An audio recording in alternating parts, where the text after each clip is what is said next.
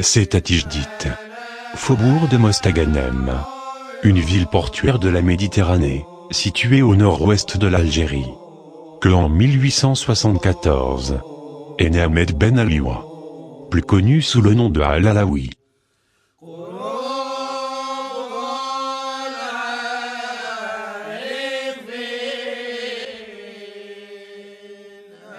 Il avait 2 sœurs. Sa mère Fatima était une femme pieuse. Son père Mustapha, par fierté, ne laissait lire ou deviner sur ses traits les moindres séquelles du besoin dans lesquels se débattait sa famille.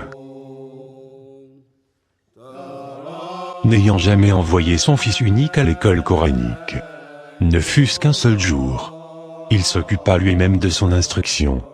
À la maison, il lui apprit à lire, et surtout le Coran jusqu'à la sourate Al-Rahman.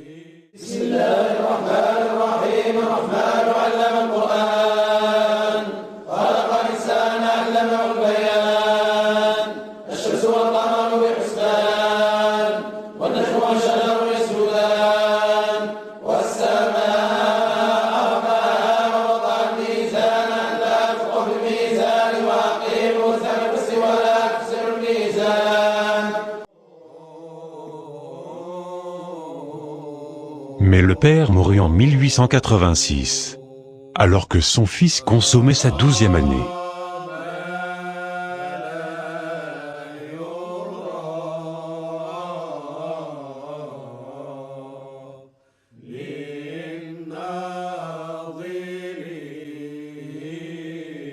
La nécessité se fit plus urgente au sein de l'humble famille. Le jeune Ahmed, vibrant de tout son être au malheur des siens, dut remplacer le père disparu et exercer divers métiers.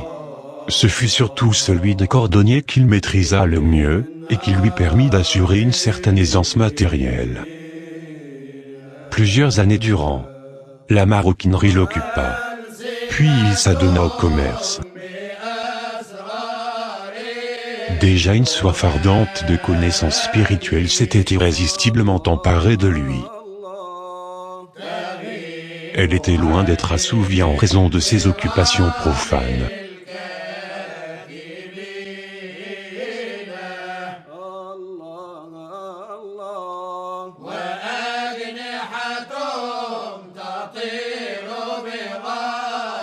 Si je n'avais eu un certain don et une certaine intelligence native, dit-il, je n'aurais probablement rien appris qui vaille la peine d'en parler. Il se rattrapait surtout la nuit, aidé par quelques professeurs qui l'invitaient chez lui. S'adonnant à l'étude avec frénésie, il dévorait livre sur livre et cela l'absorbait des nuits entières. À telle enseigne que son épouse en prit ombrage et finit par demander le divorce, trouvant qu'il n'accomplissait pas ses devoirs conjugaux. Elle avait en vérité, dit-il, quelques raisons de se plaindre de moi.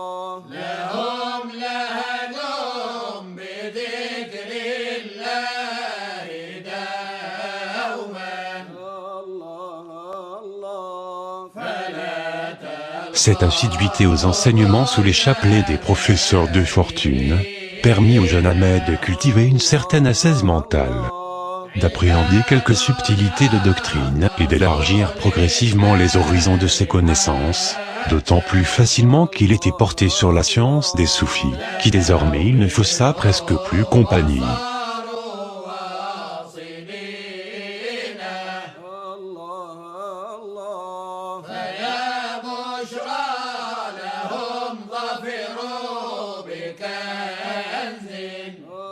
La nécessité de travailler de jour ne faisait que rendre cette soif de connaissance encore plus lancinante. C'était donc de nuit que, quittant son logis, il allait assister aux enseignements et participer aux séances de remémoration. Sa mère se tourmentait d'autant plus pour lui que la maison familiale, située hors de la ville, était isolée et périlleux le chemin. Aussi se dressait-elle contre son fils, employant tous les moyens pour le détourner. Mais en vain.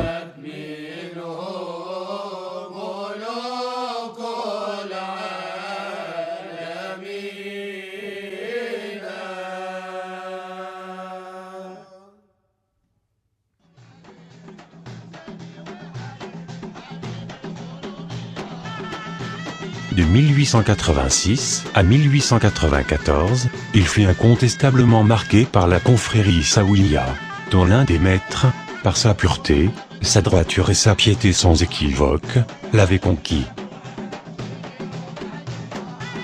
S'étant scrupuleusement conformé aux préceptes de la confrérie en question, il acquit très vite une telle adresse dans l'accomplissement des pratiques Issaouia que tous ses confrères l'admiraient. Une auréole de prestige l'enveloppait. Il acquit la réputation d'un Issaoui accompli, capable d'exécuter sans défaillir tous les actes prodigieux, dont s'enorgueillissaient les membres de la confrérie.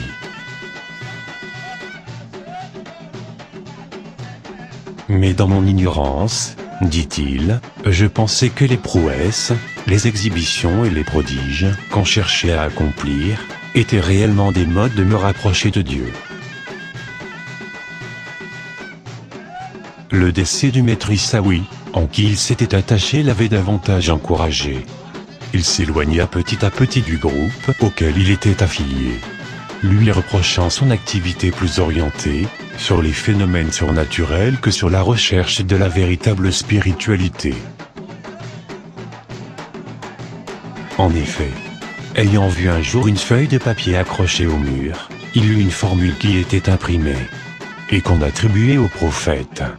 Il ne lui en fallut pas davantage pour le détourner des pratiques hétérodoxes, se contentant désormais de s'adonner aux prières libres, aux invocations et aux litanies. Non seulement il se retira de la confrérie, mais il en arriva à pouvoir provoquer la défection des frères, et à détourner même toute la confrérie, peine perdue. Il rompit donc de ses contacts. Mais il ne réussit pas encore à désapprendre la pratique de charmer les serpents et les vipères, seul, ou en présence de quelques amis.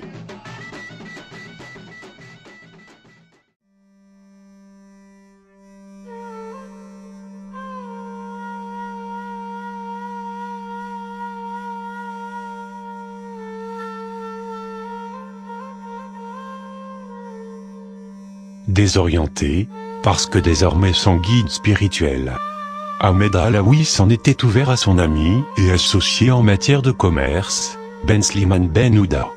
Celui-ci lui parla longuement et avec une emphase sincère, d'un certain cheikh, homme pieux, rentré du Maroc. Amou, Cheikh El-Bouzidi.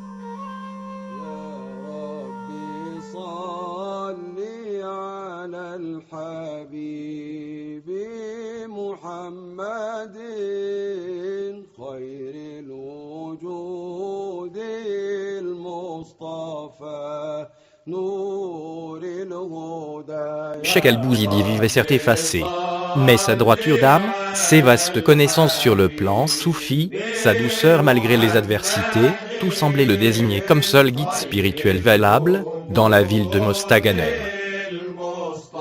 C'est du moins ce que pensait Ben Ouda, l'ami de El Alaoui. Ces propos laissèrent un profond écho chez El Alaoui. Si avide d'un idéal spirituel, aussi il décida de faire sa connaissance. Mais le destin s'en chargea.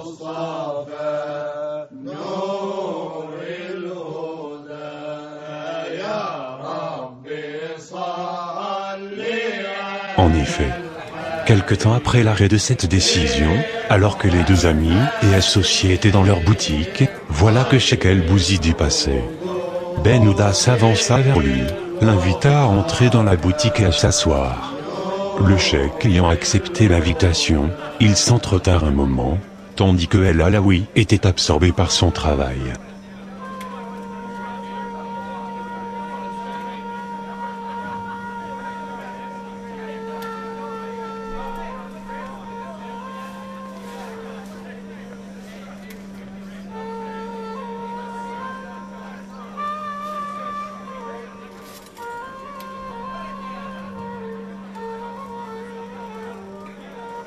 Cheikh El-Bouzidi, ayant manifesté le désir de prendre congé, fut prié de retourner auprès des deux amis et de ne plus interrompre ses visites. Ces propos sont d'une teneur plus élevée que ceux qu'on lit dans les livres, fit remarquer Ben Ouda.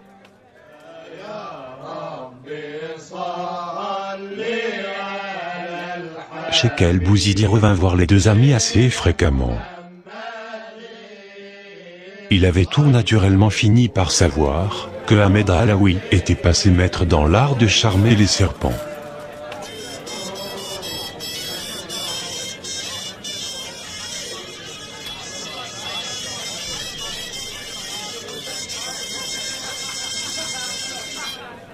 Peux-tu m'apporter une vipère et la charmer ici devant nous? Lui demanda Cheikh El Bouzidi. Hors des murs de la ville, le jeune charmeur, n'en ayant trouvé qu'une assez petite, longue seulement d'un demi-bras, la rapporta et se mit à la charmer, comme il l'avait appris au contact des Issaouis. Mais peux-tu en charmer une autre plus grande que celle-ci? Lui demanda Cheikh El Bouzidi. Elles sont toutes pareilles pour moi. Répondit Alaoui. Eh bien, je vais t'en montrer une plus grande, plus dangereuse. Si tu arrives à la dompter, alors tu seras vraiment un sage. Où est cette grande vipère? Demanda Alaoui. C'est ton âme logée entre tes côtes. Son venin est plus puissant que celui de la vipère. Tu seras réellement un sage, si tu peux faire d'être ce que tu fais de la gent vipérine. Ne répète plus ces expériences.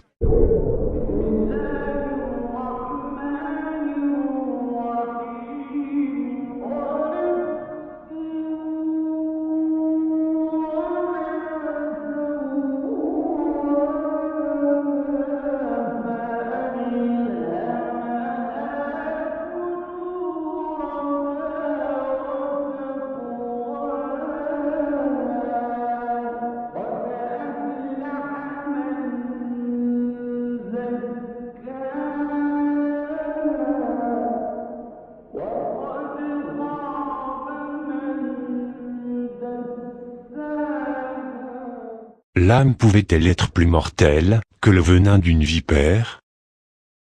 Cette question de l'âme venimeuse obsédait le jeune homme.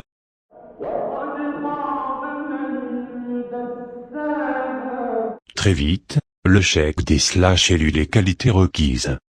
Non seulement pour recevoir l'enseignement, mais aussi le diffuser à grande échelle. Et il n'hésita pas à lui promettre un rang spirituel très élevé. S'il vit assez longtemps. Et si Dieu le veut.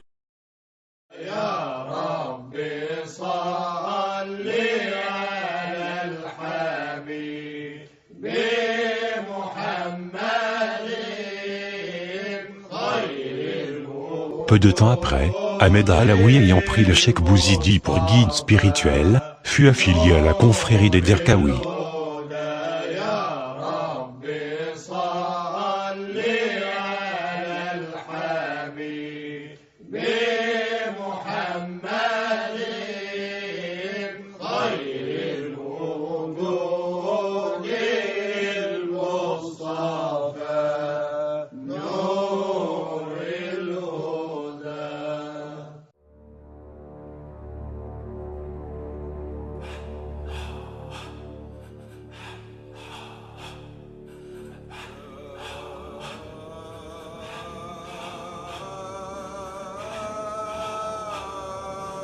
Deux mois auparavant, Ben Slimane Ben Ouda était déjà reçu dans la confrérie.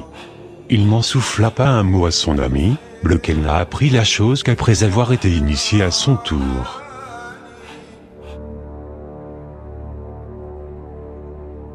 Le cheikh El Bouzidi lui révéla alors les types de litanies propres à la Darkaouia, et lui recommanda de les réciter après la prière du matin et après celle du soir.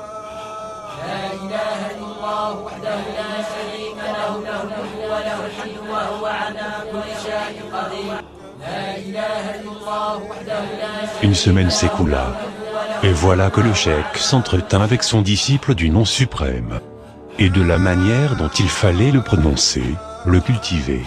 Il lui ordonna à cette fin de s'y consacrer.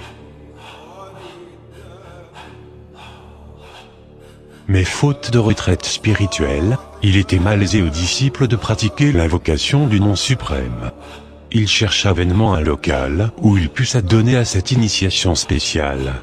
Il s'en plaignit à son cheikh, qui jugea que le meilleur endroit pour s'isoler était assurément le cimetière.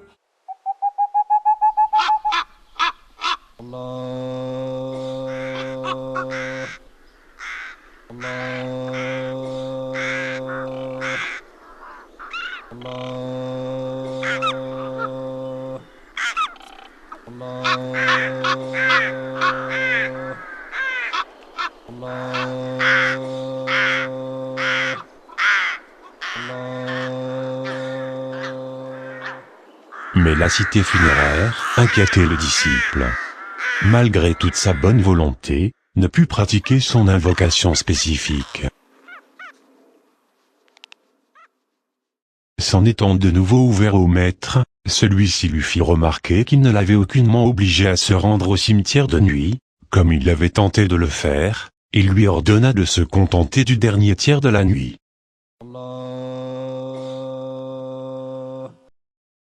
Ainsi je pus pratiquer le dhikr de nuit, et rencontrer mon maître de jour. Tantôt chez moi, tantôt chez lui. Parallèlement, je continuais à assister à des cours de sciences religieuses qui se donnaient au milieu de la journée et que j'avais déjà suivis auparavant. Un jour, il m'interrogea pour connaître la nature des cours auxquels je tenais beaucoup. Je lui appris qu'ils portaient sur l'unicité de Dieu. Un tel avait baptisé ses cours l'enlisement. Le mieux pour toi serait que tu te préoccupes maintenant de la purification de ton cœur, jusqu'à ce qu'il soit irradié de la lumière de ton Seigneur. C'est alors seulement que tu connaîtras le sens de l'unicité de Dieu. Quant à la théologie, seul en profiterait en vérité, les doutes, et les illusions accumulées. Tu ferais mieux d'interrompre provisoirement ces cours, jusqu'à ce que tu finisses avec ton initiation du moment. Car c'est un devoir que de privilégier l'important, par rapport aux choses secondaires. Il m'était très pénible de me dispenser de ces enseignements. J'en fus très attristé, aucun ordre qu'il m'ait jamais donné ne me fut aussi dur à exécuter que celui-ci. J'avais pris grand goût à ces leçons, et j'étais arrivé à compter tellement sur eux pour ma compréhension de la doctrine, que je fus sur le point de lui désobéir. Mais, Dieu, mit dans mon cœur cette question, comment sais-tu, si ce que tu reçois du cheikh Bouzidi n'est pas le genre de connaissance que tu cherches en réalité, ou même quelque chose d'encore plus élevé? Deuxièmement, je me consolais à la pensée que l'interdiction n'était pas définitive. Troisièmement, je me souvins que j'avais fait le serment de lui obéir. Et, quatrièmement, je me dis que peut-être il voulait me mettre à l'épreuve, comme le font les maîtres. Mais tous ces arguments ne supprimèrent pas la douleur du chagrin que j'éprouvais intérieurement. Mais ma tristesse se dissipa aussitôt que j'eus troqué mes heures de lecture contre les séances de remémoration. D'autant plus que les résultats de ceux-ci ne tardèrent pas à se manifester.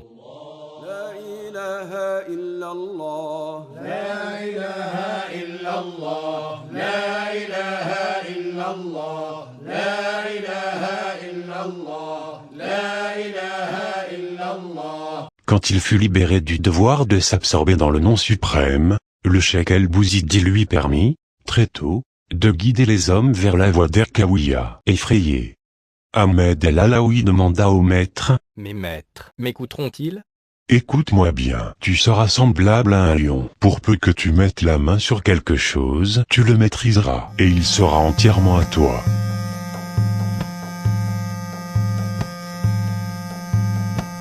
Et il en fut ainsi.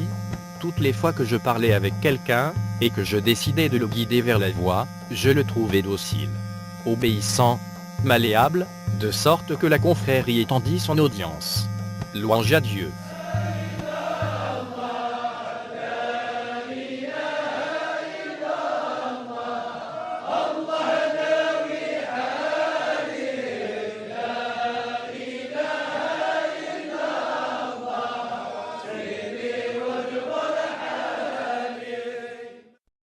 Il est très vraisemblable que Ahmed El-Alaoui ne resta pas longtemps effacé. En effet, en moins d'une année, il s'attira la confiance totale de son maître. En raison de son aptitude foncière à appréhender les subtilités du soufisme, de la sincérité de ses sentiments, de la solidité de sa foi et de sa réalisation spirituelle précoce. Il ne serait donc pas étonnant de le voir désigné comme délégué du cheikh El-Bouzidi, à l'âge de 20 ans. Donc en 1894. Se met en corps et âme au service de son maître, durant 15 années consécutives. Puis je suis resté 15 ans en sa compagnie, faisant tout ce qui était en mon pouvoir, afin que la voie d'Erkaouia triomphe.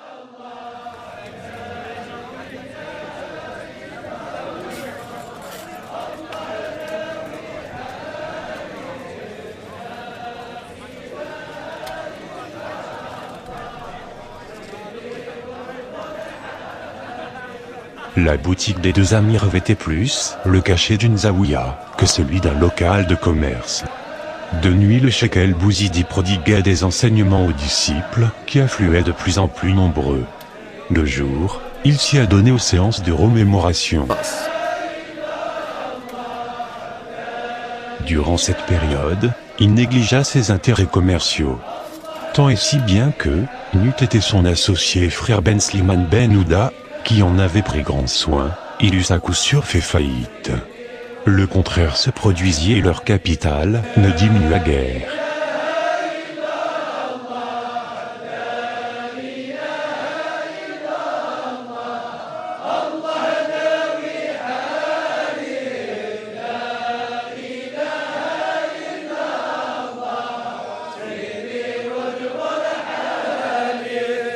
Durant cette période d'approfondissement de son expérience initiatique, Ahmed El-Alaoui finalise en 1901 sa première œuvre écrite, qui est un commentaire d'un poème de son maître, Cheikh El-Bouzidi. Il fut par la suite sous l'emprise de puissantes charges spirituelles.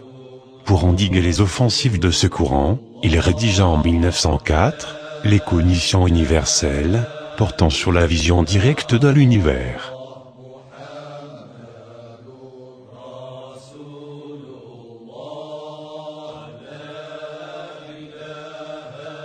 Son ouvrage le plus important, Les dons sanctifiés, plus connu par les très saintes inspirations, ou l'éveil de la conscience, fut terminé en 1907. À propos de ce dernier, Cheikh El-Bouzidi avait grande envie de le lire. Il le prenait, lisait un passage et se mettait à pleurer puis le reposait. Il louait Dieu pour la noblesse d'un tel fils spirituel.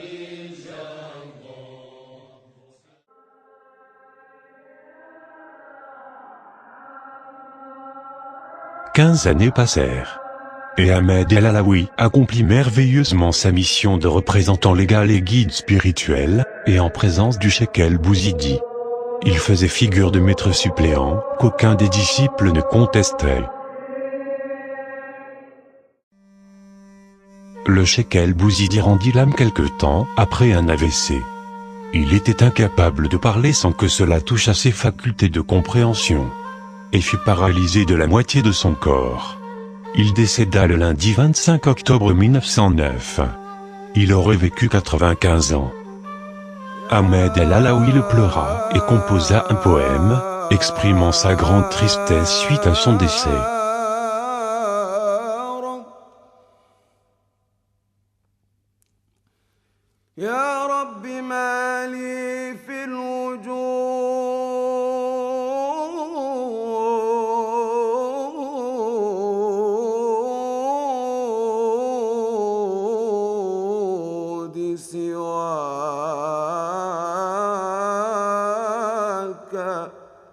Ô Seigneur, se plaint ma tristesse, de la mort du roi, une vraie perte.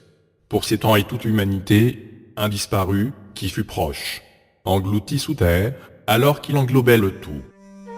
Cheikh El-Bouzidi n'avait jamais désigné expressément quelqu'un pour lui succéder à la tête de la confrérie.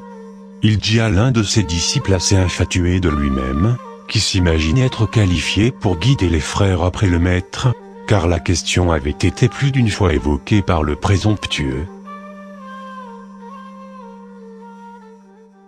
Je suis pareil à quelqu'un qui habite une maison avec la permission du propriétaire. Et une fois qu'il se verrait appelé à quitter la maison, c'est au propriétaire qu'il se doit d'en remettre les clés à qui il voulait.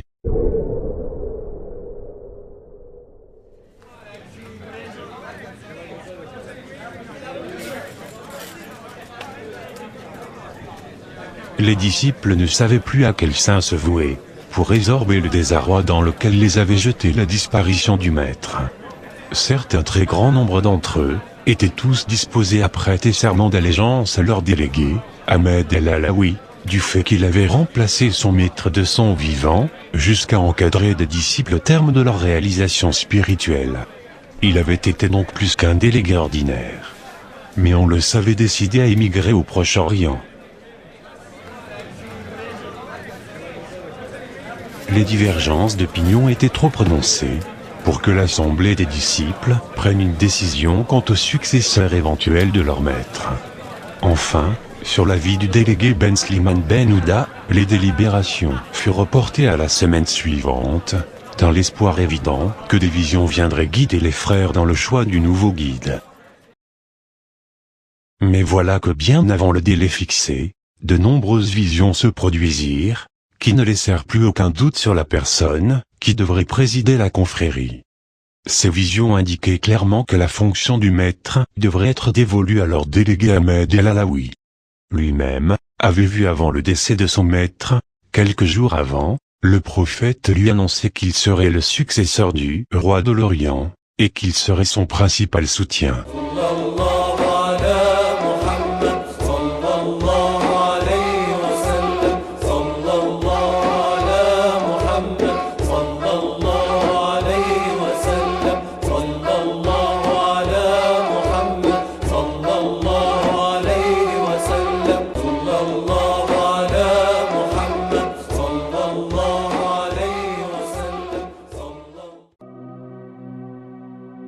Plus que jamais, Ahmed El-Alaoui s'était mis en tête de partir pour l'Orient. Il avait déjà liquidé presque tous ses biens, meubles et hypothéqués. Ceux qu'il n'avait pu vendre, à charge pour ses amis de les liquider à son absence. Certains frères le supplièrent de les prendre en charge, au moins pendant qu'il attendait que l'administration lui délivrât le visa de voyager. Dans l'espoir qu'il fût détourné de ce voyage, son ami Mohamed Ben Touria lui proposa de le marier à sa fille sans condition aucune, ce qu'il accepta. Entre-temps, les disciples résolurent de tenir une assemblée générale, dans la zaouïa du maître défunt. Tous firent serment d'allégeance au nouveau maître, Ahmed El-Alaoui.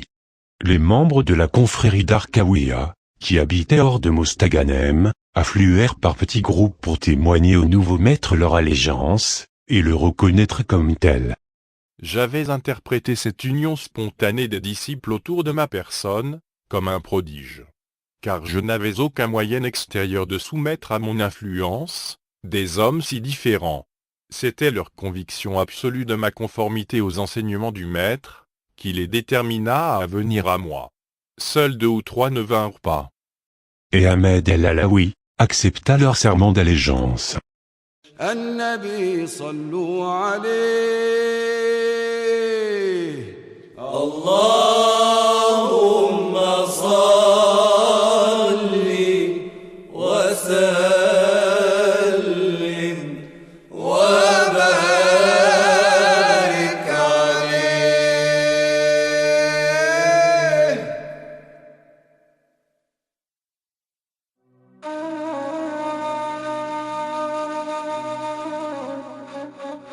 Le désir d'émigrer était tenace. Il tenaillait, Ahmed El-Alaoui, bien avant la mort du cheikh El-Bouzidi. L'Orient l'attirait.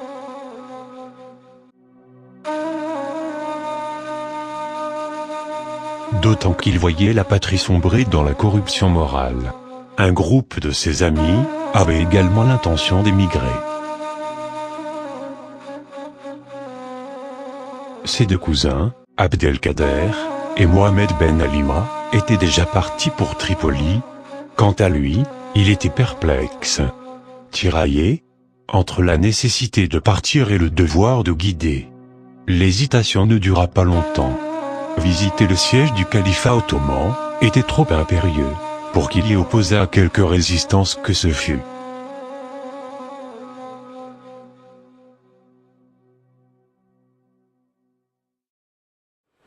Accompagné d'un disciple, Mohamed Ben Kassim el-Badissi, il rendit des visites à des frères de Relizane.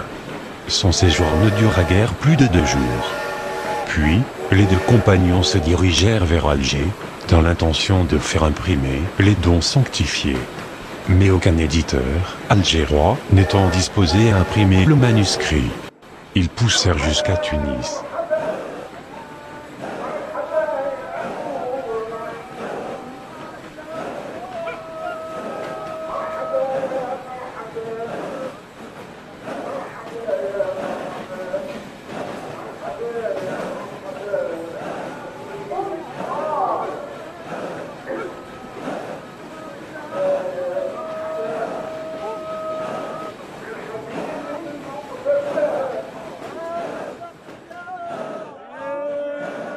nous avions loué un logement.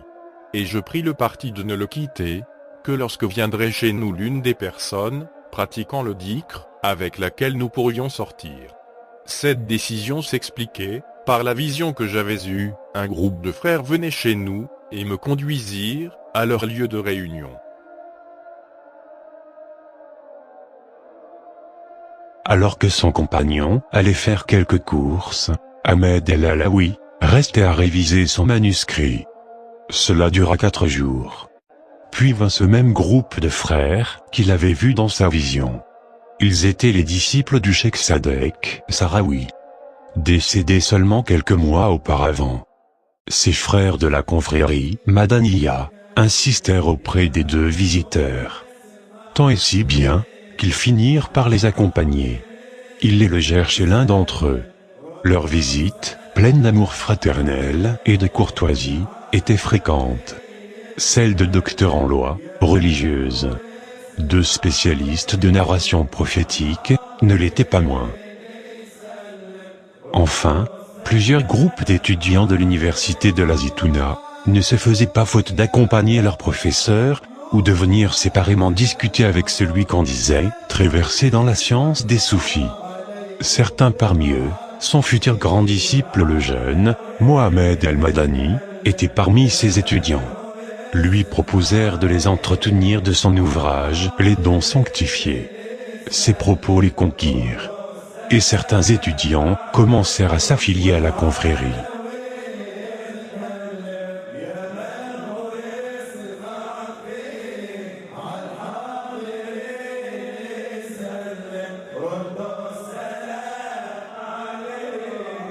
Après avoir mis au point les modalités d'édition de son manuscrit, Les dons sanctifiés, Ahmed el-Alaoui décida d'aller trouver ses cousins à Tripoli en Libye.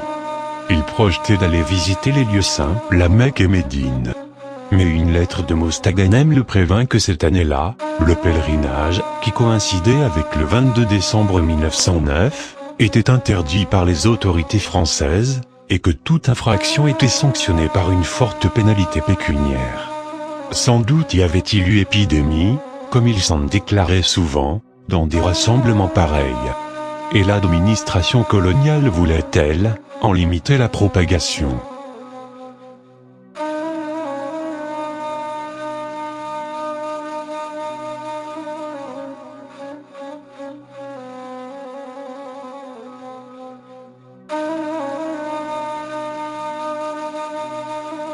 Quant à la Libye, qui échappait encore à la domination étrangère, lui sembla autant qu'il pouvait s'en rendre compte, un bon endroit pour immigrer. Puisque la population était aussi semblable que possible à celle de l'Algérie, tant par la langue que par les mœurs.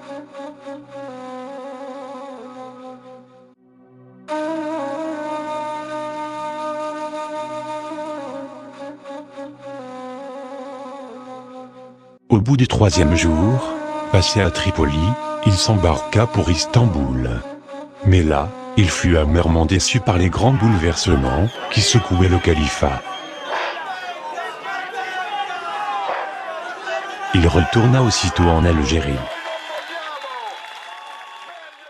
En vérité, je n'eus l'âme en paix que le jour où je mis le pied sur le sol algérien.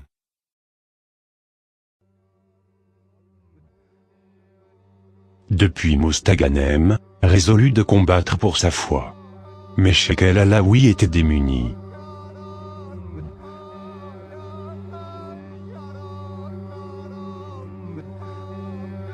Ayant vendu presque tous ses biens pour payer son voyage, et le peu qui lui en restait, il le dépensait dans la propagation de la voie d'Erkaouia. Car il avait résolu de ne pas se ménager, pour faire triompher le parti de Dieu. Il se rebiffa contre certaines pratiques, qui constituaient pour ses disciples, à vouloir seulement se réunir chaque jeudi, autour de la tombe du cheikh el-Bouzidji, brûlant du parfum, récitant des prières en chantant. Les semaines passèrent, semblables les unes aux autres. N'y tenant plus, Cheikh el-Alaoui assura que ces réunions ressemblaient à celles que tenaient les vieilles femmes. Je ne crois pas que Sidi Cheikh el-Bouzidi nous ait donné de sa science pour que nous restions à le remplacer. Au contraire, il nous a laissés comme les rejetons d'un vieil arbre. L'arbre a fini son temps, mais les rejetons sont là pour donner leurs fruits. Et si les fruits ne se vendent pas au pied de l'arbre, on doit aller les porter au marché. Nous devons faire connaître ce que nous avons, et non pas le tenir caché, car c'est utile à nos frères, les hommes.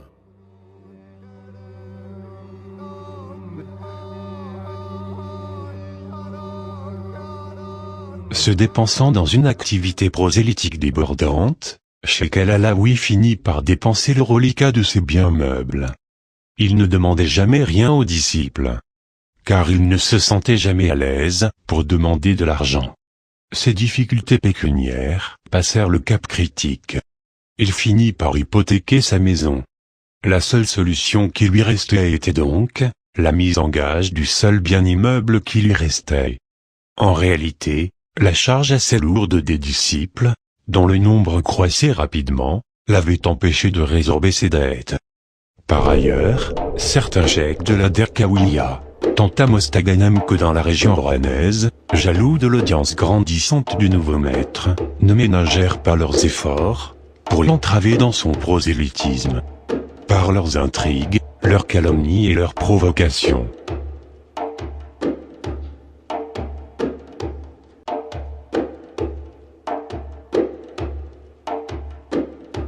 Les autorités coloniales ne restaient pas passives. En raison des fréquentes résistances que les Darkaouis avaient à leur actif dans un passé encore récent. Aussi malmenaient-elles tout particulièrement les adeptes du nouveau cheikh, en qui, ces mêmes autorités voyaient en lui un ennemi en puissance.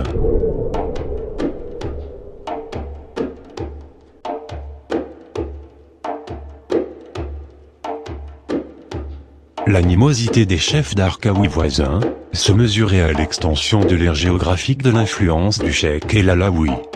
Or celui-ci atteignait même des douars, petits villages réputés jusque-là réfractaires à tout prosélytisme religieux.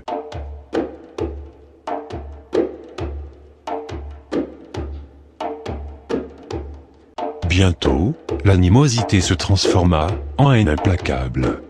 Lorsque le cheikh El Alaoui se décida à prendre son autonomie en 1914 vis-à-vis de la Zaouïa mère des Darkawa, de Bénizeroual au Maroc, la confrérie prend alors le nom de Tarika, Alaouia, Derkaouia, Chadiliya. Le cheikh El Alaoui sentait la nécessité de faire de la pratique de la retraite spirituelle un axe de sa méthode. D'occasionnel chez les Chadili, qui la pratiquaient du reste des solitudes naturelles. La retraite spirituelle allait donc faire partie intégrante de la méthode Alaoui. Cette nécessité était rendue d'autant plus urgente que le cheikh en avait tiré grand profit, alors qu'il n'avait même pas de local approprié pour s'y adonner. La rage de ses rivaux ne fit qu'augmenter. Pour eux, l'introduction systématique de la retraite était une innovation blâmable. Leur hostilité atteignit son paroxysme. Tous les moyens furent utilisés pour détourner du cheikh El Alaoui les anciens disciples du cheikh El Bouzidi. Ils réussirent certes à détacher de lui quelques-uns d'entre eux, mais par centaines de nouveaux aspirants affluaient de tous les horizons. Il y eut même un ou deux chefs de Zaouïa avec tous leurs disciples.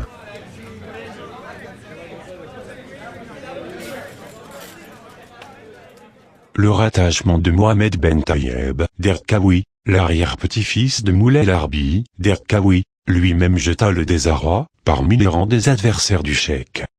Tous furent déconcertés. Dans la lettre de Mohamed Ben Tayeb Derkaoui, on peut lire: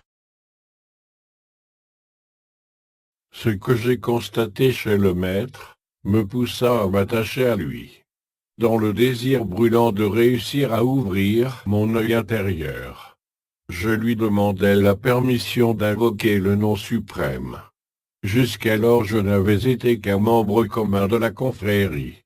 Mais j'avais entendu dire que mes ancêtres considéraient la voix plus comme un moyen de réalisation directe que comme un simple rattachement à une chaîne spirituelle. Quand j'eus pratiqué l'invocation du nom suprême, Selon les directives du maître, peu de temps après, j'obtins la connaissance directe de Dieu. لا إله إلا الله لا إله إلا الله لا إله إلا الله لا إله إلا الله لا إله إلا الله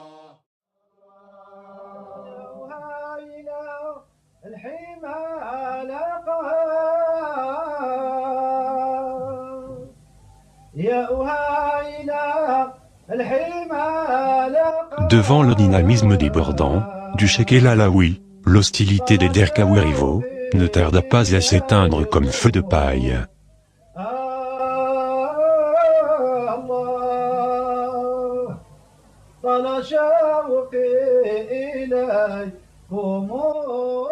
Il était partout. Et partout où il allait, il gagnait des centaines de nouveaux disciples.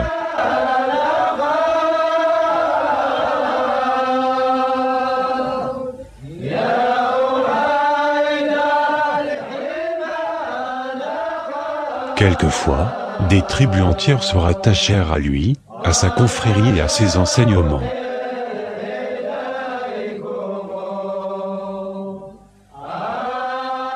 Un jour, alors qu'il se trouvait à Alger, et se dirigeait vers la grande mosquée, il fut suivi en chemin par une centaine de personnes, qui n'étaient musulmans que par naissance. Au seuil de la mosquée, le cheikh El Alaoui leur proposa d'entrer avec lui, ce qu'ils firent, non sans hésitation.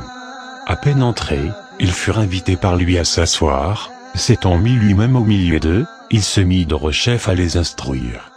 La leçon terminée, ils se tournèrent vers la Qibla avec repentir, puis prêtant serment au maître, ils jurèrent de ne plus désobéir à la loi de Dieu. On pouvait voir assis devant lui des milliers de gens, baissant la tête, comme si des oiseaux se posaient sur eux. Les cœurs remplis d'une piété respectueuse, les larmes coulant des yeux, buvant ses paroles avec une attention assoiffée.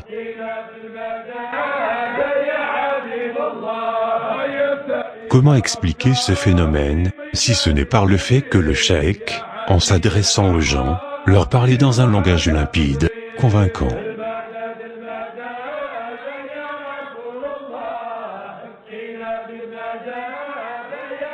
D'autant plus qu'il jaillissait d'un cœur purifié des scories d'un islam littéraire, pointilleux, desséchant. Jaillissant d'un cœur droit, ne pouvait que pénétrer droit chez les auditeurs du maître.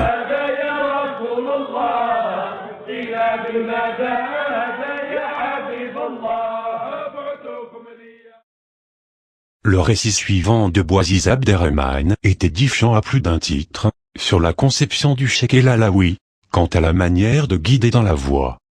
J'allais trouver un maître à bougie, et je reçus de lui l'initiation, après qu'il m'eut prescrit comme condition, la récitation quotidienne d'un nombre considérable de litanies. J'eus la persévérance de les réciter régulièrement. Et après un certain temps, il m'ordonna de jeûner chaque jour, en ne mangeant que du pain d'orge trempé dans de l'eau. J'observai aussi cette règle. Alors il me transmit les 7 noms spécialement utilisés pour l'invocation dans cette confrérie. Au bout de quelques jours, il me donna l'ordre de partir pour servir de guide à d'autres. En attendant cela, je fus aussitôt accablé de découragement et de déception, car je savais que ce n'était pas là ce que j'étais venu chercher. J'avais seulement reçu de lui quelques vagues indications dont je n'avais pas saisi le sens, et lorsque je lui en fis part, il m'interdit sévèrement de renouveler un tel aveu devant lui, ou devant mes condisciples, de crainte de susciter en eux des doutes. Je quittai ce maître et me mis en quête d'un autre qui fût plus digne d'attachement. Jusqu'au jour, par la grâce de Dieu, j'entrai en contact avec le grand maître, Cheikh Ahmed El Alaoui, par l'intermédiaire d'un de ses disciples. Ce délégué, Hassan Taraboulsi, me prépara en me donnant à lire les dons sanctifiés, puis quand le maître lui-même vint en notre province du Constantinois en 1919, je renouvelai avec lui mon pacte d'allégeance initiatique.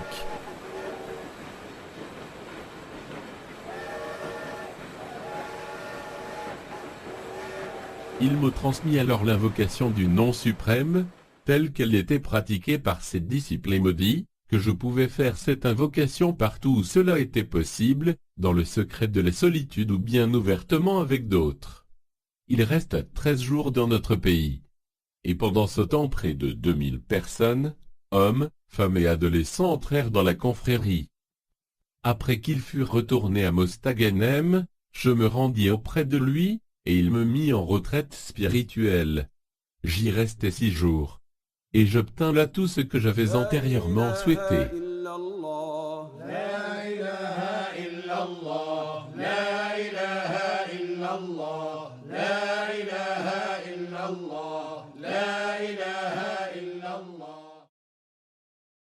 Le cheikh El Alaoui procédait par étapes.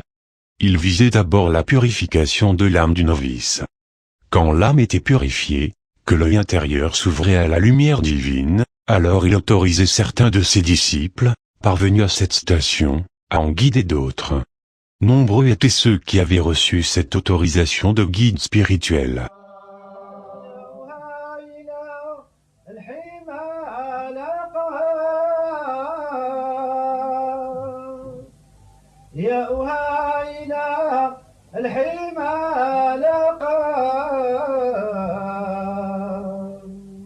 طال شوقي إليكم الله طال شوقي إليكم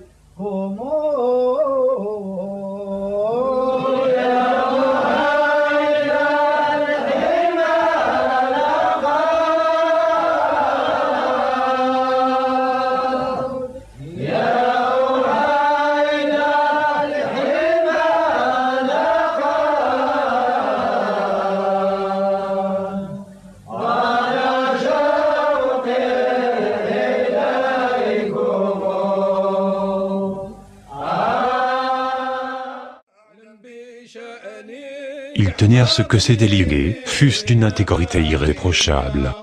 À ceux qu'il envoyait, par exemple, prêcher dans des tribus de certaines contrées déshéritées, il leur interdisait strictement d'accepter des victuailles, à moins de nécessité absolue. Il ne leur permettait de ne demander rien que de l'eau pour leur ablution.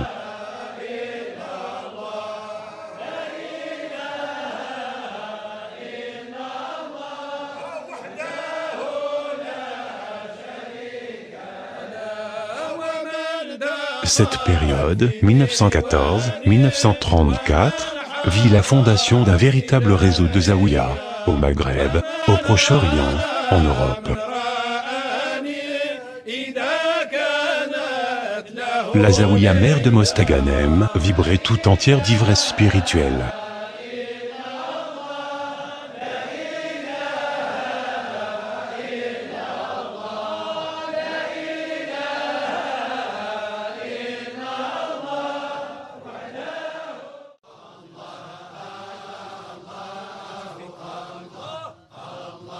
Pour la diffusion, l'implantation de Zaouïa, l'initiation de disciples aux enseignements de la confrérie, des voyages, étaient donc nécessaires.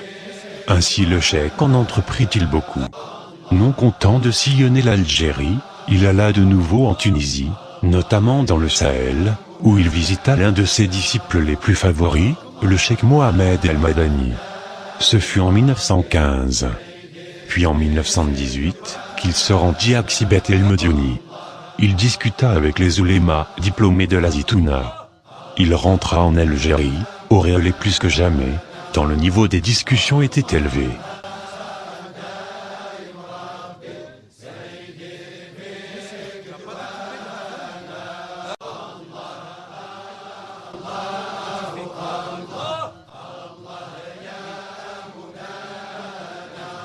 Ce fut probablement en 1924 qu'il se rendit au Maroc pour la première fois.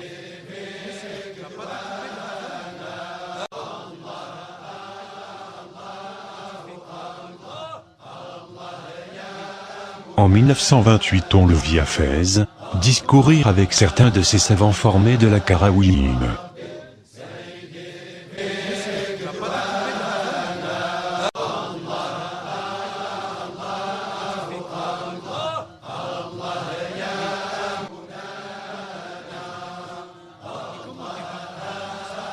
Au printemps de 1930, il fit le pèlerinage à la Mecque. Il visita Médine, Jérusalem, Galilée, Gaza, Damas, Beyrouth. Transitant par Marseille, il rentra en Algérie.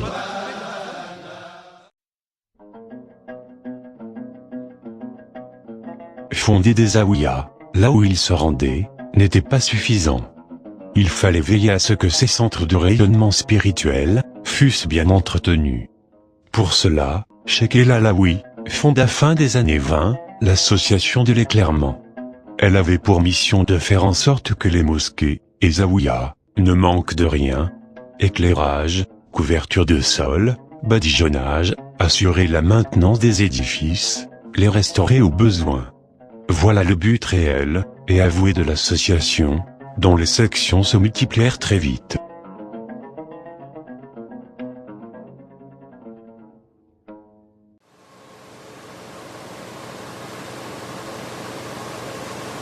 Pour que le cheikh fût omniprésent, que ses idées fussent connues simultanément en Algérie, au Maroc, en Tunisie et au Proche-Orient, il fallait que la confrérie possédât sa propre imprimerie.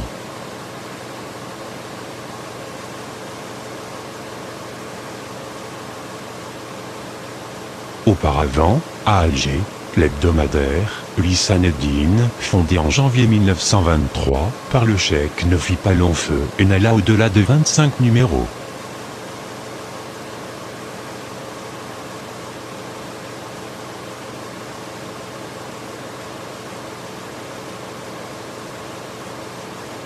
Ce fut donc aussi pour combler cette lacune dans le domaine de l'impression que l'on acquit l'imprimerie.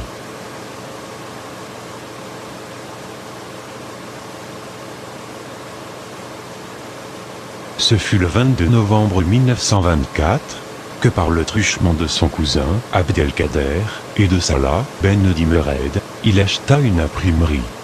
Ainsi le maître eut le loisir de fonder en 1926 un autre hebdomadaire, El Balag El Jazairi.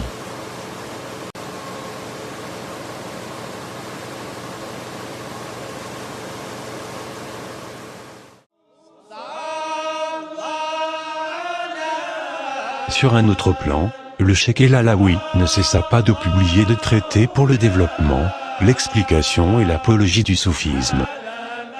Ses ouvrages les plus importants, Les dons sanctifiés, un commentaire ésotérique d'un ouvrage de droit, a été terminé en 1907 et édité en 1911. Ainsi qu'un autre commentaire sur les aphorismes d'Abou Medienne, édité en 1910. La période 1914-1934 fut incontestablement la période la plus féconde à cet égard.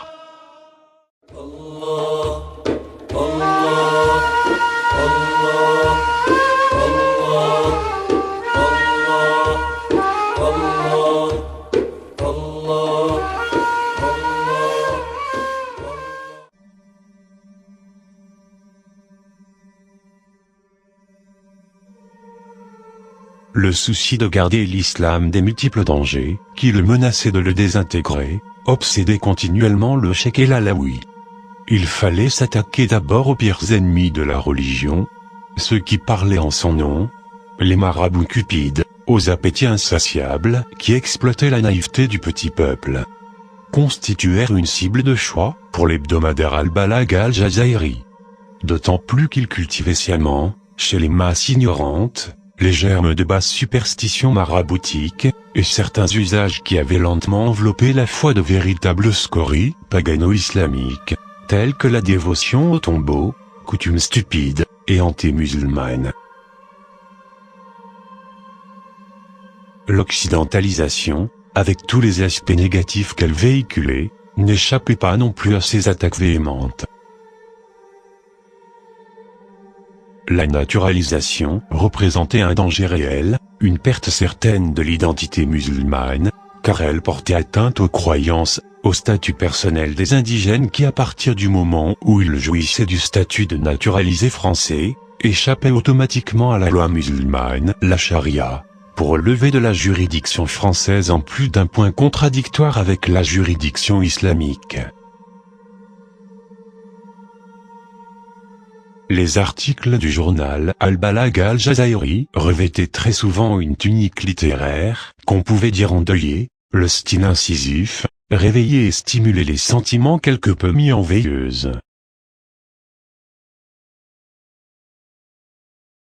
Au peuple algérien, toi qui n'as jamais trahi le pacte qu'il a conclu avec Dieu, tu as toujours respecté ce dépôt sacré.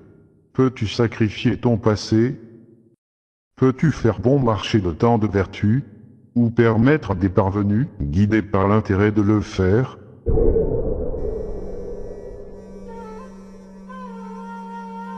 L'alcoolisme était un autre fléau social. La société algérienne était minée.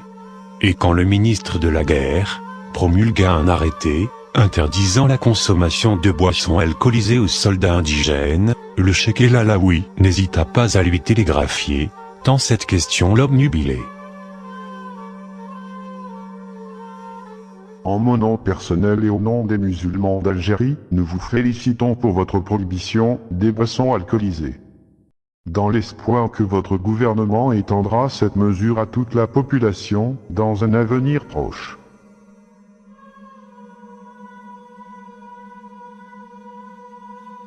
C'est qu'en réalité, la gangrène de l'alcoolisme n'était qu'une des formes multiples que revêtait le mimétisme borné.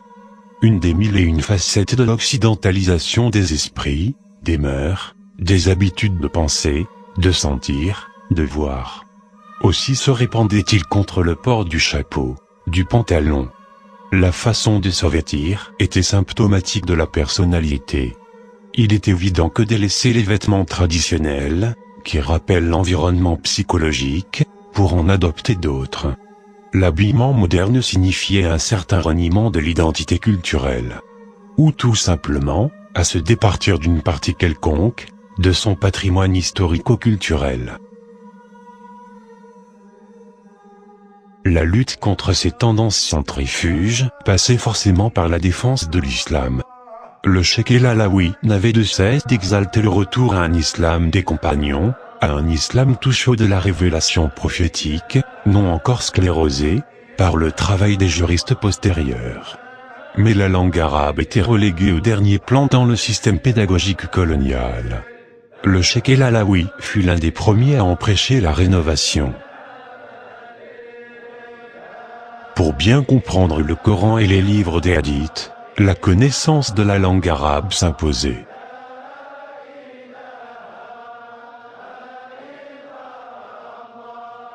L'hebdomadaire Al-Balag s'y attela avec d'autant plus d'énergie, que l'on en déplorait la décadence, et que certains groupements idéologiques indigènes réclamaient l'assimilation à la mère patrie.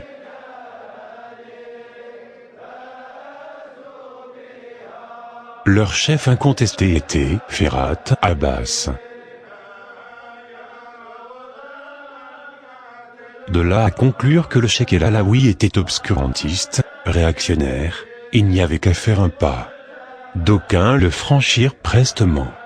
En fait, le cheikh Ahmed El Alaoui était trop ouvert pour prôner l'obscurantisme. Tout musulman, pensait-il, devait être littéral. À recommander l'instruction, encourager les sciences. Les musulmans des premiers temps s'étaient largement intéressés aux civilisations anciennes, grecques et persanes notamment.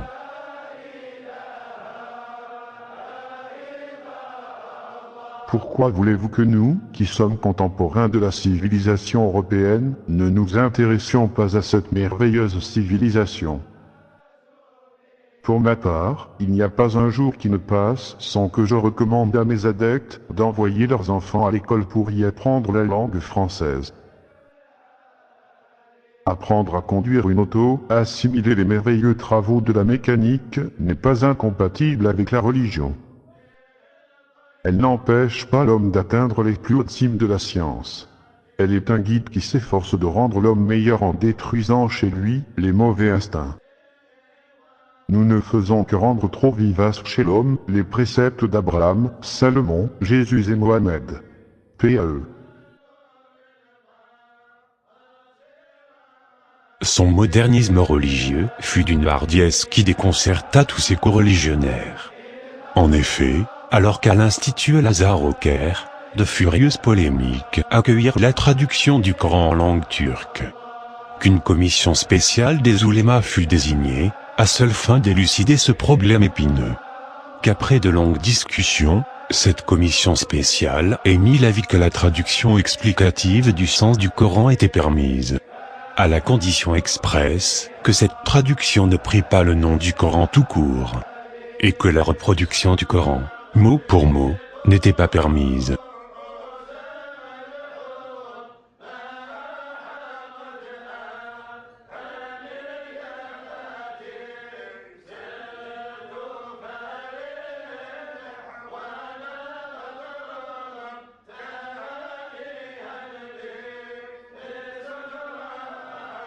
Le cheikh El Alaoui, en 1930, déjà un an avant la décision historique tronquée de l'université du Caire, avouait n'avoir aucun inconvénient à la traduction du Coran, en français ou bien en berbère.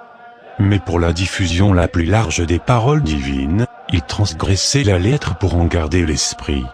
Il râlait que chaque homme doué de raison ait la chance d'avoir un contact direct avec le livre, et n'en fut pas privé, du fait qu'il ignorait l'arabe.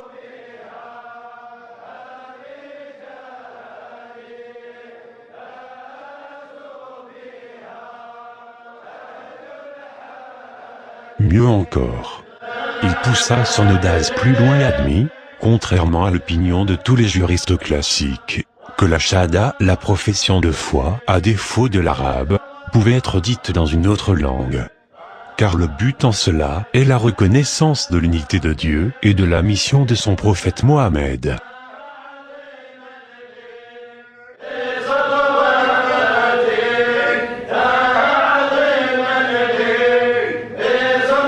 Diffuser l'islam, lui redonner la place qu'il occupait dans le cœur du peuple par le passé, le revaloriser.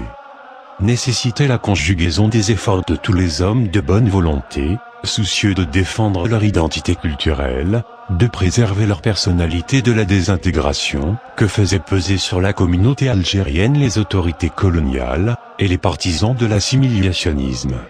Ce fut ainsi que naquit l'association des oulémas musulmans algériens.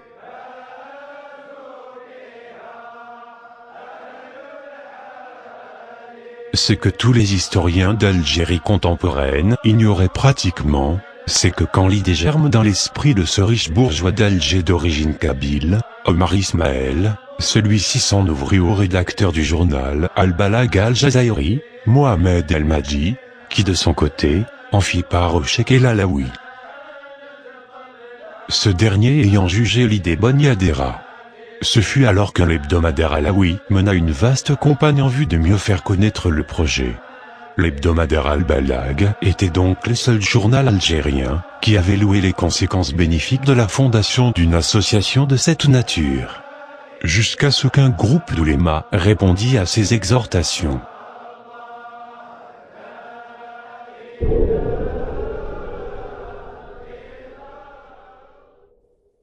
Les oulémas, cependant, étaient inquiets sur le sort de l'association future. Ils craignaient qu'elle ne fût un instrument entre les mains des cheikh de Zaouïa.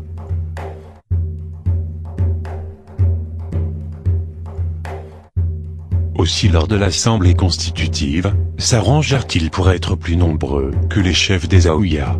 Abdelhamid Ben Badi s'était absenté pour raison de maladie. Ainsi fut-il désigné par l'association comme président.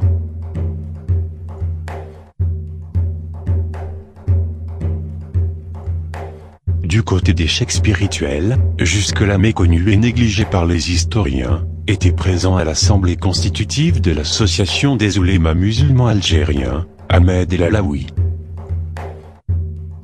Il fut clair qu'à partir de ce jour l'association passait aux mains des réformistes, non des oulémas. Et chaque jour elle revêtit une parure nouvelle du réformisme, au point qu'elle devint une association néo-wahhabite.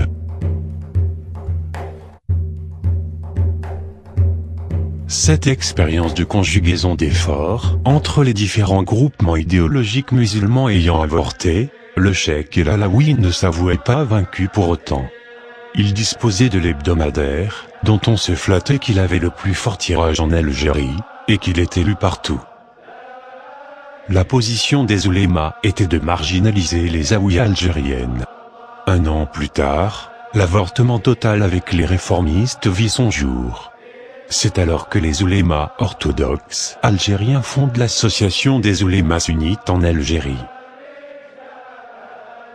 L'islam, comme par le passé, devait se maintenir en Europe et se propager. Non par la force des épées, mais par la douceur, la bonne parole qui ressemble à un arbre, aux racines bien profondes et au feuillage altier. Récupérer d'abord les musulmans émigrés travaillant en France, dans des conditions susceptibles de les éloigner, non seulement de leur religion, mais de la leur faire oublier.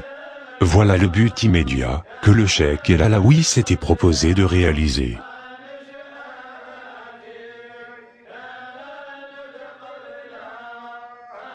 Dans les années 20, un musulman mort en France devait y être inhumé. Car sa famille n'avait aucunement le droit de rapatrier la dépouille mortelle de l'un des siens.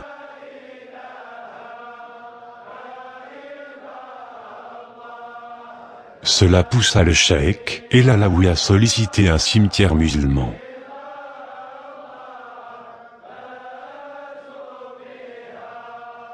Le cimetière franco-musulman vit donc le jour. Il a été inauguré, 3 ans après son décès, le 12 février 1937.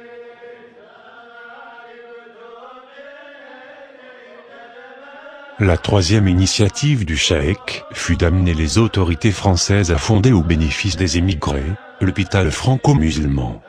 Il a été inauguré, 8 mois après son décès, le 22 mars 1935. Déjà, en 1924, le nombre d'adeptes alaouis, travaillant sur les chantiers de construction du métropolitain, était considérable.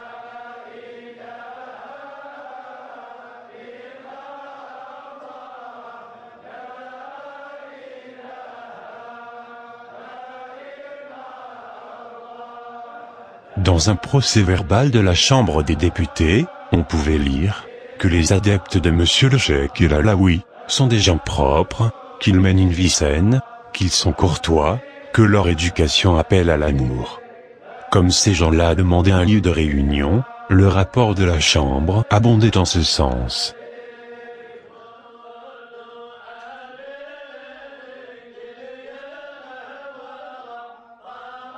Ainsi débutèrent les premiers travaux de construction de la mosquée de Paris. Elle fut inaugurée par le cheikh El Alaoui, qu'il fit le premier prêche le jeudi 15 juillet 1926.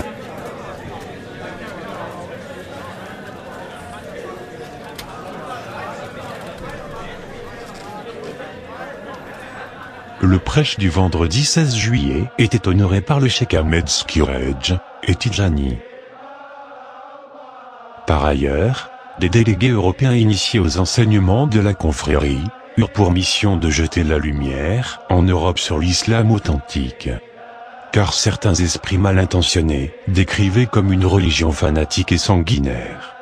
Ces délégués devaient parler à tous, sans distinction de race, de sexe ou de rang social. La consigne était de parler de l'islam au peuple de toute origine.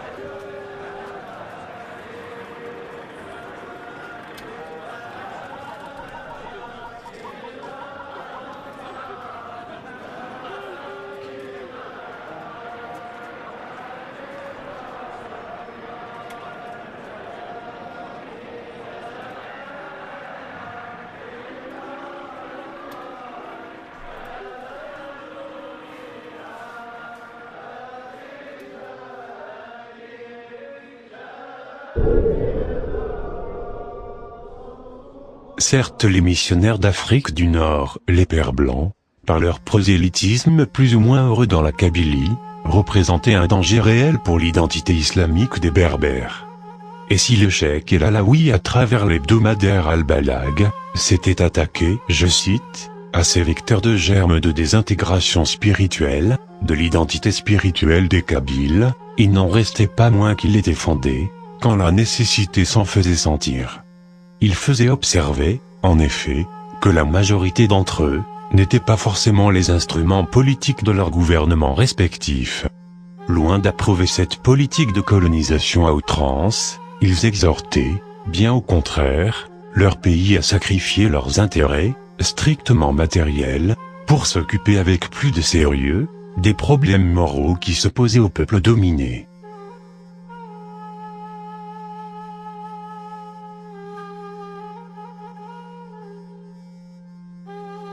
Loin d'être nourris d'opinions fanatiques, de véhiculer des préjugés défavorables aux chrétiens, le cheikh cherchait leur amitié.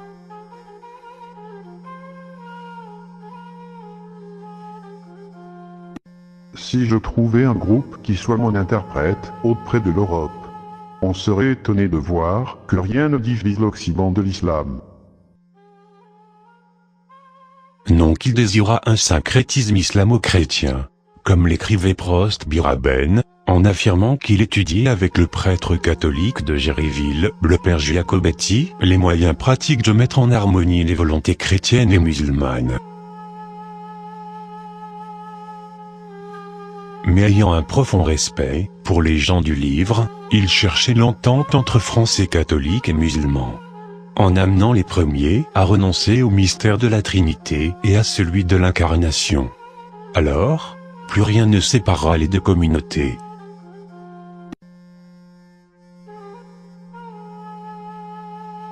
Cette discussion entre le cheikh et le père Giacobetti avait lieu sur le pont d'un bateau, en juillet 1926. Alors que l'un était appelé à assister à l'inauguration de la mosquée de Paris, et que l'autre à faire une conférence sur les confréries religieuses musulmanes, à Louvain en Belgique. Néanmoins, le père Giacobetti répondit au cheikh El Alaoui que s'il voulait avoir cette paix avec les chrétiens, il n'avait pas à leur demander de se suicider. Car c'est cesser d'être chrétien que de renoncer aux deux principaux mystères de leur religion. Cheikh El Alaoui et le père Giacobetti se quittèrent à Marseille, en bons amis.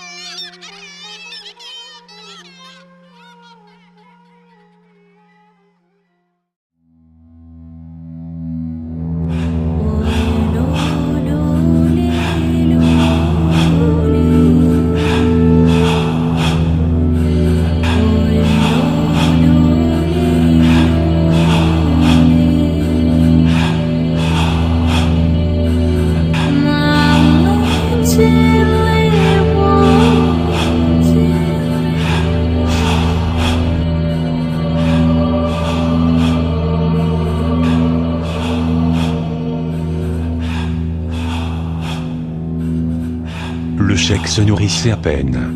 D'habitude il se nourrissait d'1 litre de lait, et de quelques dattes sèches. Désormais, il ne s'y résolvait que pour la nécessité la plus pressante. Il se trouvait si peu disposé à manger. De surcroît, il disait « Manger de la chair est un meurtre. Et le végétarisme est lui-même un attentat contre la vie. Il faut étendre la fraternité humaine aux animaux et aux plantes. C'est une horrible nécessité de ne pouvoir vivre qu'aux dépens des choses vivantes. Cueillir une fleur est un comble de cruauté. »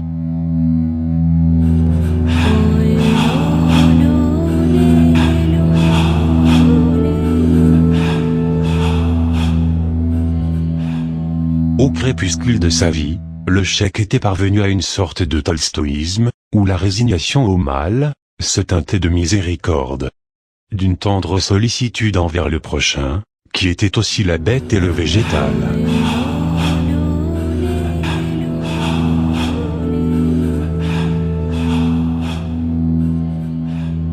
Il s'absorbait de plus en plus dans le nom divin, et ne se nourrissait plus, pour ainsi dire, malgré les abjurations du médecin. Il savait que le moment approchait. Pourtant, malgré sa sénilité croissante, son anémie chronique, Son asthme incurable, il continuait à initier ses disciples, à s'entretenir avec eux, seulement il écourtait sa présence parmi eux. Son cœur faiblissant, ses pulsations devenaient irrégulières. Au cours de l'année 1932, il sombra dans une demi-syncope. Lorsque le médecin, Marcel Carré, arriva en toute hâte, le pouls était imperceptible. Après cette alerte, il y eut beaucoup d'autres.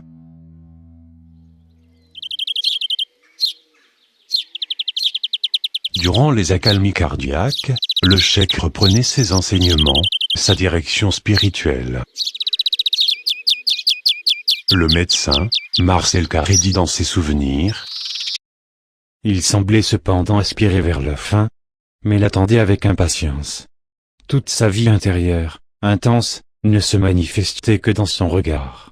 Le corps ne semblait plus qu'un support usé, qu'il allait s'effriter d'un moment à l'autre. Un matin, il me fit appeler. Il ne paraissait pas être dans un état plus alarmant que les jours précédents. Mais il me dit: C'est pour aujourd'hui. Promettez-moi de ne rien faire et de laisser s'accomplir les choses. Je lui fis remarquer qu'il ne me paraissait pas plus mal que la veille. Mais il insista: Je sais que c'est pour aujourd'hui. Et il faut me laisser retourner au sein de Dieu. Je le quittai impressionné, mais un peu sceptique. Je l'avais vu tant de fois, la vie suspendue à un fil, sans que le fil se rompît. Il en serait ainsi ce jour-là, comme tant d'autres fois. 2 heures après la visite du médecin, le cheikh reposa au sein de Dieu. Le chandelier avait consommé jusqu'à la dernière goutte d'huile. La lumière s'éteignit. C'était le samedi matin 14 juillet 1934.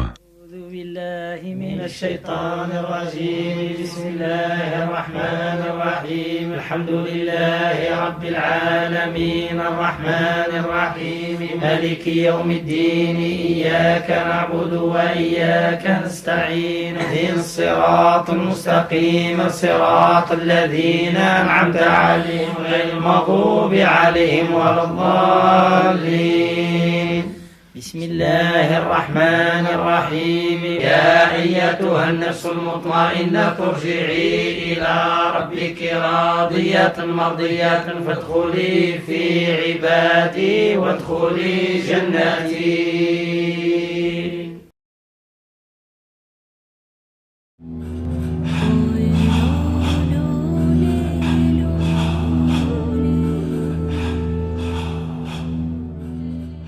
Vêtu d'une djellaba brune et coiffé d'un turban blanc, avec sa barbe argentée, ses yeux de visionnaire et ses longues mains, dont les gestes semblaient alourdis par le flux de sa baraka. J'ajouterai que j'ai trouvé sa maigreur alarmante. Sa voix était douce, un peu voilée, il parlait peu, en phrases courtes. D'une voix de cristal fêlé laissant tomber ses paroles, goutte à goutte, il y avait un ton résigné et détaché dans cette voix, et il semblait que les pensées qu'elle transmettait n'étaient plus que des extériorisations très fragiles, très transparentes. Il parlait à chacun selon sa capacité intellectuelle et sa disposition particulière. Et lorsqu'il s'entretenait avec quelqu'un, il semblait que cette personne fût la seule au monde qu'il aimât. Pourtant il semblait presque négligent, comme s'il avait compté sur quelques aides extérieures, et en même temps, il maîtrisait les cœurs et leur imposait son point de vue. N'émettant jamais de paroles inutiles. Il était d'apparence chétive. Il émanait de lui un rayonnement extraordinaire. Un irrésistible magnétisme personnel. Son regard agile, lucide, d'une singulière attirance, décelait l'habileté, la manure d'âme et la force, sûre d'elle-même. Très affable, courtois, en retrait, tout de nuances, et d'attitude volontiers conciliante. Il réalisait à merveille le type du marabout déjà évolué.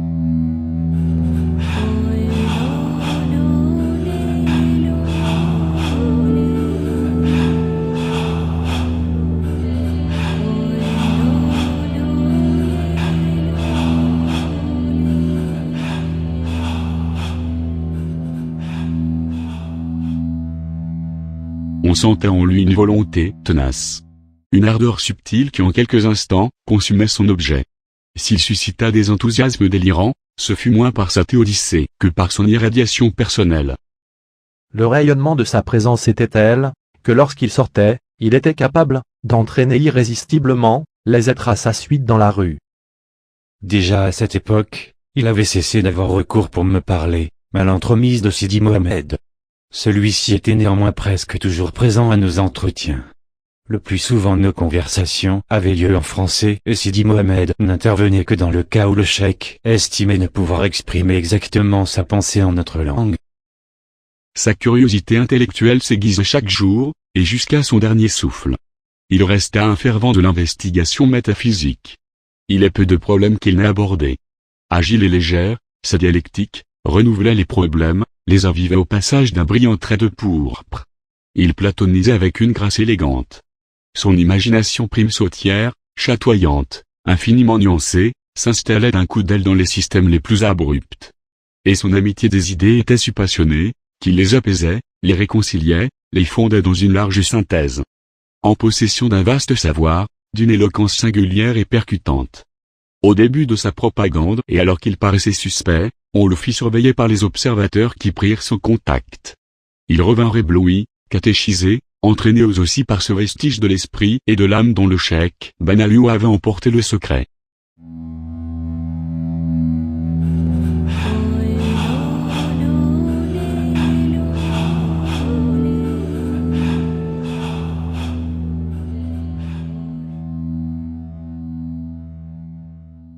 Le témoignage irrécusable du père Giacobetti, ayant trait entre autres, à la façon dont le cheikh El Alaoui était assis, cadré parfaitement avec les dépouillements relatifs du cadre dans lequel le cheikh passait le plus clair de sa vie quinquagénaire, et dont le docteur Monsieur Marcel Carré nous fit une description minutieuse. La salle où l'on me fit entrer était comme toutes les pièces des demeures musulmanes, dépourvues de meubles. Il ne s'y trouvait que de coffres, que j'ai su plus tard, qu'il renfermait des livres et des manuscrits. Mais le parquet était couvert de bout en bout, de tapis et de nattes d'alpha. Dans un coin un matelas, recouvert d'une couverture. De cette retraite jaillissait, à profusion, d'immenses jets d'amour qui atteignaient d'abord le disciple. Un jour, alors que le cheikh lisait paisiblement, voilà qu'un de ses adeptes vint lui rapporter qu'un frère venait de commettre une faute grave. Mais le cheikh continua à lire comme si de rien n'était. L'adepte insista. Maître, Sidi est à la faute. Le cheikh continua à lire, mais le disciple s'obstina à le mettre au courant de l'agissement répréhensible du fauteur. Alors, brusquement, le cheikh posa le livre sur ses genoux, quitta ses lunettes, et regardant son disciple, il l'interrogea. Lorsque, sur le bord du chemin, ton frère s'est endormi, que le vent soulève sa chemise jusqu'à le mettre à nu. Est-ce que tu rabaisses la chemise, ou bien tu la soulèves? Je la rabaisse, Sidi. Répondit l'adepte, avec gêne. Eh bien alors couvre. Couvre ton frère. Couvre-le.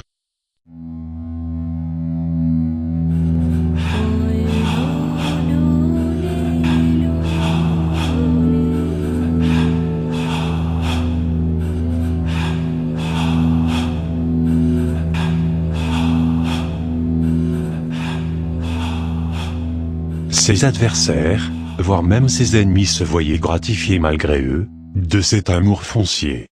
Le rédacteur en chef de El Chiab, Abdelhamid Ben Badis, ne l'avait pas ménagé dans son journal, il ne ratait pratiquement jamais l'occasion de critiquer le cheikh El Alaoui, car pour Ben Badis, tous les chefs de confrérie se valaient, et séparer le bon grain de l'ivraie, ne faisait pas partie de ses préoccupations majeures. Donc El Chiab décochait très souvent en direction de la Zaouïa de Mostaganem, des attaques d'une rare violence, ce qui poussait Al-Balag du cheikh à parer ses offensives. Mais voilà que par une coïncidence toute fortuite, le cheikh El Alaoui, et Ben Badis, invités à des noces à Mostaganem, se trouvèrent face à face. C'était en 1931. Le cheikh El Alaoui invita son adversaire dans sa Zaouïa. L'invitation acceptée, on put lire dans El Chiab, qui suivit cette rencontre. Le cheikh offrit un souper, auquel assistèrent certaines personnalités de Mostaganem, ainsi que certains de ses disciples. Il se montra d'une cordialité et d'une aimabilité extrême, au point de servir lui-même certains de ses invités. Après le repas, on récita des versets du Coran, Puis les disciples du cheikh se mirent à chanter des odes. Leur chant était d'une telle beauté, que l'assistance en fut extrêmement émue. L'agrément de cette soirée fut encore rehaussé par des intermèdes de discussions littéraires, portant sur la signification de certains vers. Parmi les nombreuses marques de courtoisie que nous prodigua le cheikh, notre hôte, je fus particulièrement sensible au fait que pas une seule fois, il n'effleura un sujet de désaccord entre nous, de la moindre allusion, qui eût pu m'obliger à exprimer mon point de vue, et à le défendre.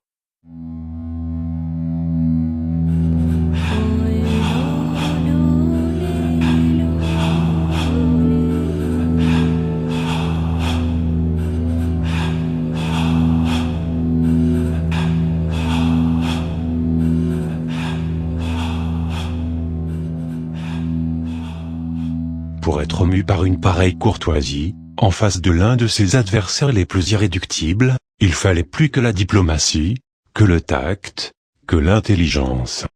Il fallait être habité par le désir d'aimer, de montrer que ce n'était pas à la personne de Ben Badis que El Balag s'attaquait. Même aux non-musulmans, il témoignait cet amour. Lorsque le docteur Carré visita le cheikh pour la première fois, on lui servit du thé à la menthe et des gâteaux. Lorsque je portai le verre à mes lèvres, il prononça pour moi le bismillah de par le nom d'Allah. Demander à Dieu sa baraka, le flux divin, pour un non-musulman, n'était-ce pas là l'expression silencieuse d'un amour profondément sincère pour quelqu'un qu'il ne connaissait pas encore? D'aucuns diraient que c'était probablement par calcul que le cheikh sollicitait la baraka pour celui qui allait le soigner, donc pour lui par ricochet. Mais le témoignage du docteur est formel. Il m'avait fait venir, me dit-il, non pas pour que je lui prescrive des médicaments. Il en prendrait certes si je jugeais que cela fût absolument indispensable et utile. Mais il n'y tenait nullement. Il désirait simplement savoir si l'affection qu'il avait contractée depuis quelques jours était grave. Il comptait sur moi pour lui dire, en toute franchise et sans réticence, ce que je pensais de son état. Le reste peu importait. J'étais de plus en plus intéressé et séduit. Un malade qui n'a pas le fétichisme du médicament est déjà un phénomène rare. Mais un malade qui se soucie peu de guérir, et désire simplement savoir où il en est, constitue une rareté encore plus grande. Cet amour excluait naturellement chez lui toute forme de violence que du reste, il haïssait. Ses yeux, de lampe sépulcrale, ne paraissaient voir sans s'arrêter à rien, qu'une seule et même réalité. Celle de l'infini à travers les objets, ou peut-être un seul et même néant, dans l'écorce des choses. Regard droit, presque dur par son énigmatique immobilité, et pourtant plein de bonté. Souvent, les longues fentes des yeux s'élargissent subitement, comme par étonnement, ou comme captés par un spectacle merveilleux. La cadence des chants, des danses, des incantations rituelles semblait se perpétuer en lui, par des vibrations sans fin. Sa tête se mouvait parfois dans un bercement mystique, pendant que son âme était plongée dans les inépuisables mystères des noms divins, cachés dans le dhikr, le souvenir. Une impression d'irréalité se dégageait de sa personne, tant il était lointain, fermé, insaisissable dans sa simplicité toute abstraite. Nul ne saura douter de sa sincérité, de sa probité spirituelle. Sa foi était débordante, communicative, toute en lyrisme jaillissant. Il appartenait à cette classe d'esprits si fréquents en Afrique du Nord, qui peuvent passer sans transition de la rêverie à l'action, de l'impondérable à la vie, des grands mouvements d'idées, aux infinitésimaux de la politique indigène. Dès le premier contact, j'eus l'impression d'être en présence d'une personnalité sortant de l'ordinaire. On l'entourait de la vénération que l'on devait à la fois au saint, à un saint du Moyen-Âge ou à un patriarche sémitique. Sur ce matelas, le dos appuyé contre des coussins, le torse droit, les jambes repliées, les mains posées sur les genoux, immobile, en une attitude hiératique, mais que l'on sentait naturelle, était assis le cheikh. Ce qui me frappa de suite, fut sa ressemblance avec le visage sous lequel on a coutume de représenter le Christ. Ses vêtements, si voisins, sinon identiques, de ceux que devait porter Jésus, le voile de très fin tissu blanc qui encadrait ses traits, son attitude enfin tout concourait pour renforcer encore cette ressemblance. L'idée me vint à l'esprit que tel devrait être le Christ recevant ses disciples, lorsqu'il habitait chez Marthe et Marie. Le récit suivant confirme le sentiment du docteur Carré. un père jésuite rendit visite au cheikh El Alaoui. Il voulait entrer en contact avec un chef spirituel musulman et discuter avec lui. Dès qu'il fut en sa présence, il demeura interdit, incapable de proférer la moindre parole. Il resta un quart d'heure à l'observer dans un mutisme total. Incapable de soutenir davantage sa présence, il recula et prit la fuite, oubliant ses souliers dans son irrésistible précipitation. Néanmoins, il fut rejoint par quelques disciples à qui il avoua « J'eus l'impression que c'est le Christ qui est assis là, je n'ai pas pu soutenir le regard qui me scrutait. » Je me demandais si je n'avais pas été quelque peu victime de mon imagination. Cette figure du Christ, ce ton de voix paisible et doux, ces manières affables, pouvaient avoir exercé sur moi une influence favorable, propre à me laisser supposer une spiritualité qui n'existait peut-être pas. Son attitude pouvait n'être qu'une pose voulue et calculée. Et sous cette apparence qui semblait recouvrir quelque chose, peut-être n'y avait-il rien. Cependant, il m'avait paru tellement simple et naturel que ma première impression persiste. Elle devait se confirmer par la suite.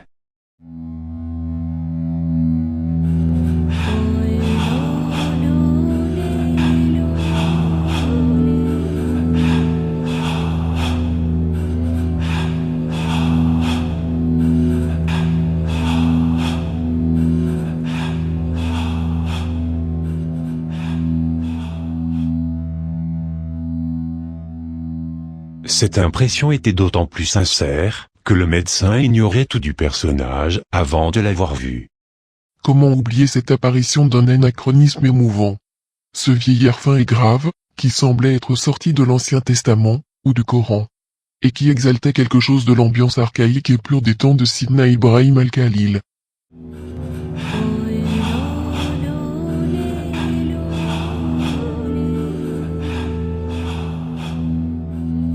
Le cheikh Ahmed El Alaoui fut un de ces rares esprits qui avaient atteint les plus hautes cimes de la connaissance spirituelle et de la sagesse.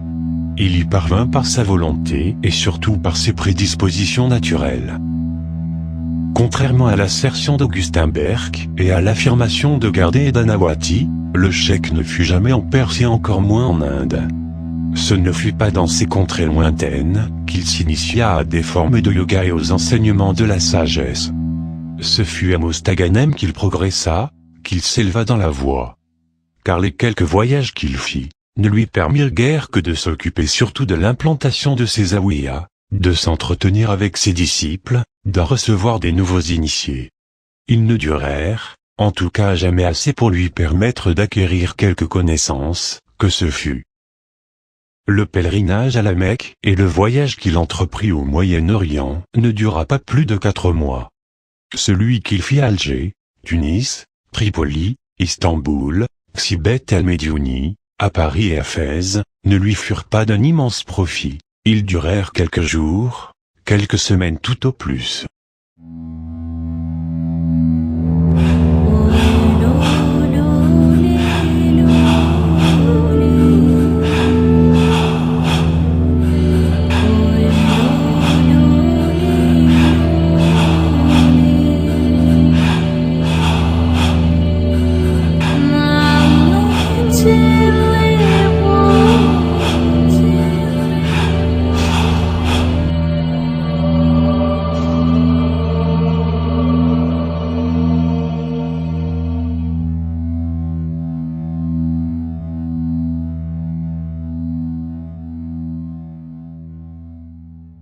Tous les témoignages, émanant de surcroît, de personnalités indépendantes de la confrérie, s'accordent pour affirmer que le cheikh n'était pas un imposteur.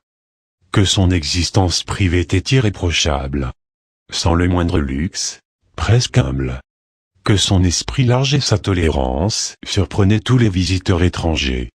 Il prêchait l'oubli des injures, la nécessité du pardon, l'amour entre musulmans, entre toutes les races. Que son effusion confondait, dans un élan d'amour, l'homme, l'animal, le brin d'herbe. Qu'il était parvenu à professer, et surtout à pratiquer un amour cosmique universel. Esprit vif.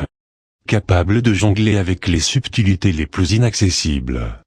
Sensible à la souffrance universelle. Il faisait figure d'un véritable détenteur d'une étincelle de prophétie, destinée à souder les brèches manifestées, dans les murs de l'édifice cosmique.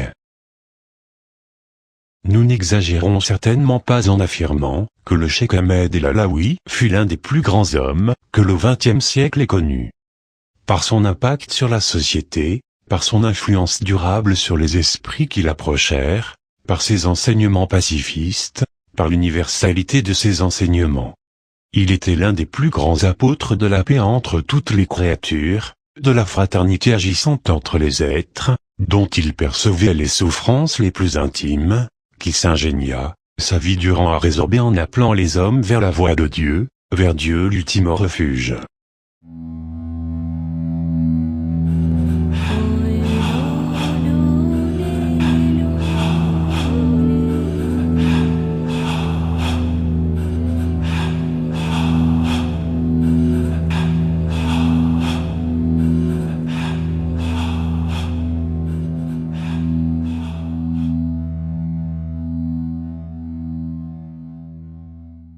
À une époque où le triomphe aveugle du matérialisme conduisait inéluctablement vers la destruction des espèces, le flambeau du savoir, de la connaissance, de la lumière était ranimé et tenu d'une main ferme, par Cheikh Ahmed el-Alaoui. Qu'il repose en paix.